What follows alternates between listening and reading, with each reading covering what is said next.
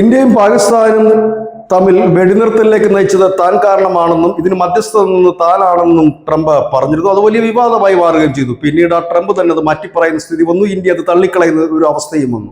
അതിന് തൊട്ടു പിന്നാലെയാണ് ഇപ്പോൾ കഴിഞ്ഞ ദിവസം വ്ളാഡിമിർ പുടിനുമായി റഷ്യൻ പ്രസിഡന്റുമായിട്ട് ഡൊണാൾഡ് ട്രംപ് 2 മണിക്കൂർ നടത്തിയ സംഭാഷണത്തിന് പിന്നാലെ ട്രംപ് പറഞ്ഞത് യുദ്ധം ഉടൻ അവസാനിക്കാൻ പോവുകയാണ്.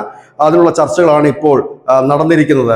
തനിക്ക് ഈ യുദ്ധം സംബന്ധിച്ച് ഒരു റെഡ് ലൈൻ ഉണ്ട് എന്നുകൂടി ട്രംപ് പറയുകയുണ്ടായി. ഇപ്പോൾ പുറത്തു വരുന്ന ഏറ്റവും പ്രധാനപ്പെട്ട വാർത്ത, ട്രംപിന്റെ പ്രസ്താവന തള്ളി സാക്ഷാൽ വ്ളാഡിമിർ പുടിൻ തന്നെ രംഗത്തെത്തിയിരിക്കുന്നു. പുടിൻ പറയുന്നത് അങ്ങനെ ഏകപക്ഷീയമായി വെടിനിർത്തലിലേക്ക് പോകാൻ കഴിയില്ല, തങ്ങൾ ഏതായാലും വെടിനിർത്തലിലേക്ക് പോകാൻ ഉദ്ദേശിക്കുന്നില്ല, തങ്ങളുടെ വ്യവസ്ഥകൾ അംഗീകരിച്ചാൽ മാത്രമേ അത് സാധ്യമാകൂ എന്ന് പറയുക മാത്രമല്ല, ഉക്രൈനെതിരെ കനത്ത രീതിയിൽ ആക്രമണം അഴിച്ചുവിടുകയും ചെയ്തിരിക്കുന്നു. ഏതായാലും കഴിഞ്ഞ ദിവസം ട്രംപ് അത്തരത്തിലാണ് പറഞ്ഞത്. വലിയ പ്രാധാന്യത്തോടു കൂടി തന്നെയാണ് അന്തർദേശീയ മാധ്യമങ്ങൾ ആ വാർത്ത വലിയ തലക്കെട്ടോടു കൂടി തന്നെ നൽകിയിരിക്കുന്നു. അതായത് ട്രംപ് ഇടപെട്ട ഈ യുദ്ധം അവസാനിക്കുന്നു എന്നൊക്കെ പറഞ്ഞിട്ട്. പക്ഷെ ഇപ്പോൾ അങ്ങനെയല്ല, വെടിനിർത്തലിലേക്ക് പോകില്ല, തങ്ങളുടെ വ്യവസ്ഥകൾ അംഗീകരിച്ചാൽ മാത്രമേ അത് ഉണ്ടാകൂ എന്ന് പുടിൻ പറയുന്നു. ആരെങ്കിലും ഏകപക്ഷീയമായ കാര്യങ്ങൾ അവതരിപ്പിച്ചാൽ അത് അംഗീകരിക്കാൻ റഷ്യ തയ്യാറല്ല എന്നുകൂടി റഷ്യൻ പ്രസിഡന്റ് പറയുന്നു.